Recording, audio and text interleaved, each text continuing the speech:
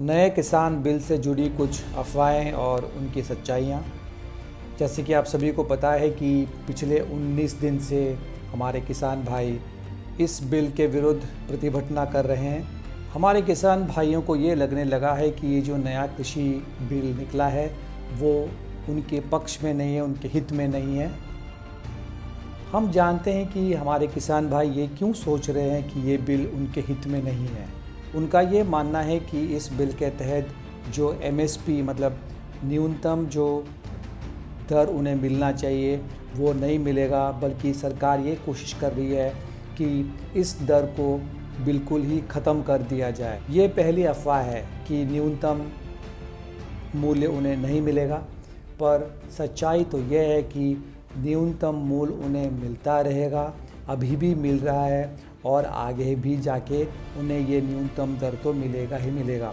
पर आप जान लीजिए कि इसमें इनका फ़ायदा क्या होगा कि आज तक अभी तक उनको यह सुविधा नहीं थी कि जाके वो अपना जो फसल है किसी और को बेचे, पर अब से सरकार ने बोला है कि आपको न्यूनतम दर तो मिलेगा ही मिलेगा, पर इसके अलावा आप अगर न्यूनतम दर से भी ज़्यादा किसी और कोई कंपनी आपको दे रही है, आप जाके उन्हें भी अपना फसल जो है बेच सकते हो। एक बात हम यहाँ पे ये कहना चाहते हैं कि आपको जानकर बहुत हैरानी होगी कि ये जो एमएसपी का खेल है वो हर राज्य में इतना प्रचलित नहीं है जितना पंजाब और हरियाणा में है। पश्चिम बंगाल में सिर्फ 7% किसान ही अपना फसल एमएसपी पे बेचते हैं। उत्तर प्रदेश में ये करीब 4% है और बिहार में ये करीब 2% है। मतलब इन राज्यों में इतने ही किसान हैं जो एमएसपी पे अपना फसल बेचते हैं, बाकी के सारे बाहर ही बेच देते हैं। पर पंजाब में 95% किसान अपना फसल एमएसपी पे बेचते हैं और हरियाणा में ये 70% का आंकड़ा है। तो परेशान क्यों होते हैं लोग? वही लोग परेशान होते हैं जो एमएसपी पे अपना फसल ज़्यादा बेच रहे हों, और यही दो राज्य के हैं, पंजाब और हरियाणा के। चलिए अब दूसरी अफवाह पर ध्यान देते हैं, वो ये है कि मंडियां ख़त्म हो जाएंगी। इस वीडियो को आगे देखने से पहले प्लीज़ इस चैनल को लाइक और सब्सक्राइब कर लीजिएगा। ये भी गलत फहमी है, मंडियां ख़त्म हो ही नहीं सकती कभी, वो तो मंडियां चलती ही रहेंगी।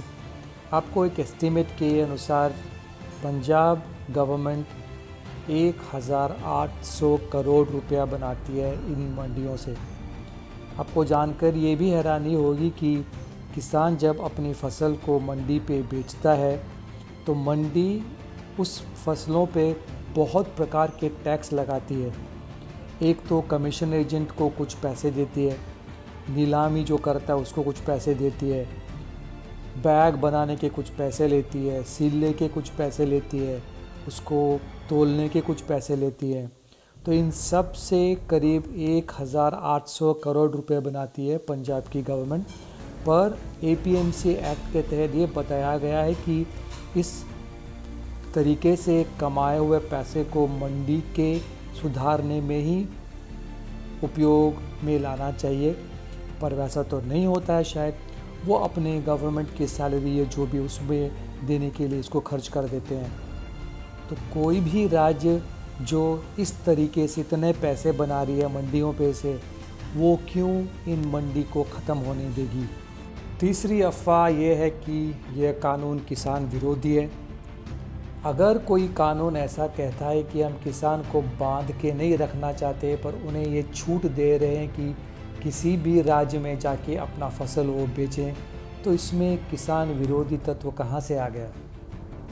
अगर एक किसान को ये छूट मिलती है कि जहाँ उसे अच्छा दाम मिले वहाँ पे जाके बेचे, और वो तो जाके किसी बड़ी कंपनी से अपना टाई भी तो कर सकता है, उससे अपने कॉन्ट्रैक्ट में भी तो आ सकता है, तो उसकी फसलों के अच्छा दाम भी मिल जाएगा और उसे एपीएमसी एक्ट के तहत जो मिनिमम सपोर्ट प्राइस है उससे भी तो ज़्यादा 100% मिल ही जाएगा। इसी से उभरता है अफवाह नंबर 4। किसानों को ये लगता है कि इस कानून के तहत अगर वो किसी कंपनी के कॉन्ट्रैक्ट में आते हैं, किसी कंपनी के साथ कॉन्ट्रैक्ट कर लेते हैं, तो एक दिन ऐसा भी आएगा कि कंपनी उसके पूरी ज़मीन हड़प लेगी और इनको बेघर कर देगी। पर आप जानिए कि इस नए कृषि कानून में एक ऐसा रूल है कि एक किसान अपने ज़मीन जायदाद को किसी भी कंपनी के पास गिरवी नहीं रख सकता है। तो एक कंपनी का उसके ज़मीन को हड़पना तो बनता ही नहीं है। तो ये भी हमारे किसान भाई जान ले कि ऐसा कोई भी रूल नहीं है जिससे कि कंपनी उसके ज़मीन को आके हड़प ले। और आपको ये भी जान लेना चाहिए कि बहुत सारे राज्य जहाँ पे शुगर के मतलब गन्नों का पैदावार होता है, वहाँ पे शुगर की कंपनियाँ तो ऐसे कॉन्ट्रैक्ट में ऑलरेडी आ चुकी हैं। शुगर फैक्ट्रीज जाके उन किसानों के साथ एक कॉन्ट्रैक्ट में आ जाती हैं और उन्हें बोलती हैं कि हम इन पे जितने भी गन्नों को आपने लगाया हुआ है उस सारे गन्नों को हम ले लेंगे, हम ही उसकी कटाई भी कर लेंगे और आपका जो भी दाम होता है वो हम पहले से तय करके आपको वही रेट हम आपको दे भी देंगे। तो ये तो बहुत आसान तरीके से चला आ रहा है। तो अगर किसान अपने फसल को एक आसान तरीके से किसी एक फैक्ट्री या किसी एक कंपनी को बेच सकता है तो क्यों ना बेचे वो। और इसी से आता है अफवाह नंबर 5 कि इस रेट के तहत कंपनी कभी भी किसान को धोखा दे सकती है। पर ऐसा है ही नहीं। किसान को कभी भी लगे कि कंपनी उसे रेट के मामले में धोखा कर रही है तो वो उस कॉन्ट्रैक्ट को इमीडिएटली मतलब ताबड़तोड़ कैंसिल कर सकता है और कंपनी उसके ऊपर कोई भी पेनल्टी नहीं लगा सकती। अरे बल्कि तो कंपनी को इस टेंशन में रहना चाहिए कि किसान हमारा कॉन्ट्रैक्ट कभी तोड़ ना दे, क्योंकि कंपनी उस कॉन्ट्रैक्ट के आधार पर अपने फ्यूचर प्लान्स को डिसाइड करती है। कंपनी उस कॉन्ट्रैक्ट के आधार पर अपना जो सप्लाई चेन है उसे निर्भर कराती है। कंपनी उस कॉन्ट्रैक्ट के आधार पर अपना टोटल सेल भी प्रेडिक्ट करती है। तो अगर कंपनी को ही उतना ज़्यादा नुकसान है तो किसान क्यों ये सोच रहा है कि हमें कंपनी कभी भी धोखा दे सकती है। किसान तो कभी भी किसी भी वक्त उस कॉन्ट्रैक्ट को टर्मिनेट कर सकता है, उसको कैंसिल कर सकता है, उससे बाहर निकल सकता है और किसी भी प्रकार की पेनल्टी उस किसान पे नहीं लगेगी। चलते इन प्रश्नों के समाधान ढूंढते हैं। प्रश्न 1, न्यूनतम समर्थन मूल्य का क्या होगा। न्यूनतम समर्थन मूल्य चलता रहेगा और ये कभी भी ख़त्म नहीं होने वाला है। दूसरा प्रश्न, किसान विरोधी है क्या यह बिल।